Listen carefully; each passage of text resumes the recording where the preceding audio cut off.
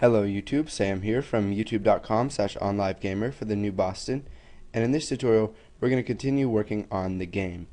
So let's go ahead and come into form1.vb, and you can see when they click button spawn it generates a random character. Now this could cause some problems later on based on the method that we used. So let's go ahead and make another sub called generate enemy. And we'll go ahead and bring this down here, and we will copy this right here. So we just need to copy everything and paste it inside here. Now we are going to get an error right here, so let's just go ahead and add and select. And so now what we need to do is let's just go ahead and take these and copy them, and we'll paste them under generate enemy. So let's go ahead and get rid of everything in here, and whenever they spawn it we'll just call generate enemy. So this way we can reuse code and generate enemies whenever we need. So let's go ahead and use recursion. So if the picture is not already a zombie, so if we don't already have a zombie, then let's go ahead and create one. So we'll cut this right here, then we will create a zombie and change the picture. And if it already is a zombie, so if picture enemy.image.equals the zombie, because we use not right here, if it does equal that, let's go ahead and call generate enemy. So this will just start over from the beginning, and it will generate a random number. So let's go ahead and go through and do that for each one of these cases. So we will cut this. So if it's not the villain, then create a villain, and if we already have a villain in there, then we can generate the enemy. Now by doing this, what we do is we make it so that it will generate a different type of enemy each time, and that we will not get the same enemy 2 times in a row. So if the picture is not already a dragon, then go ahead and create a dragon, and we need to call generate enemy. Now let's come up here and let's see here. Looks like everything's good.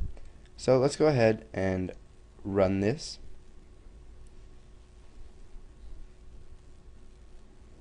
Now you guys may be wondering why I didn't just do this in one of the previous tutorials.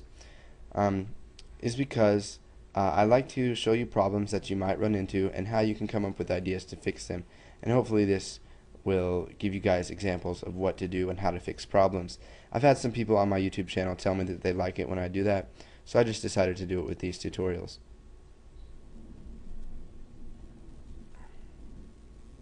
So here's our game. We've got the default character that's on there right now. We will run generate enemy when the form1 loads, because this isn't really an enemy object that has been created, it's just the picture. So we can spawn an enemy, we can spawn a dragon, spawn a villain, a dragon, a zombie, dragon, zombie, villain, dragon. Looks like we're getting a couple of the same in a row, but that doesn't matter because it seems to be working good, and it's more random than it was before. So let's go ahead, come into form1.vb, the designer for it. We'll double click on form1 so that we can open up the form1 load event.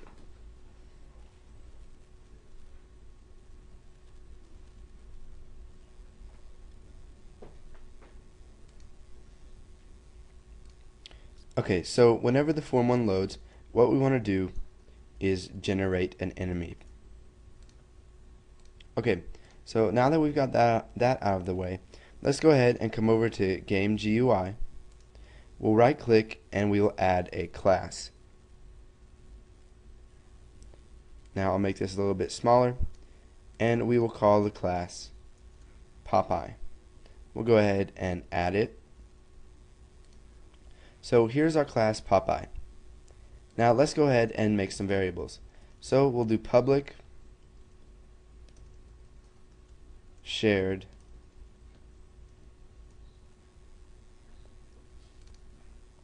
and we'll go ahead and call it name as string, and we will set it equal to Popeye.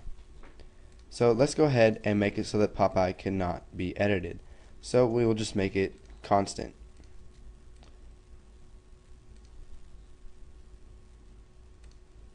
And it looks like if we want it to be constant, we cannot make it shared. So every time we create an instance of Popeye, it will create a new instance of name. So let's go ahead and create another variable. So private int health as integer, and we'll set that equal to 100. Now let's go ahead and create an array list. So public read only, and we will just call it attacks as string, and we'll just set it equal to punch, kick, and let's just do anchor throw. So now that we have the 3 different attacks we can use, let's come down here and we will create a sub that will attack. So public sub attack, and then we will by ref enemy health as integer. So whenever he attacks, let's go ahead and generate a random number.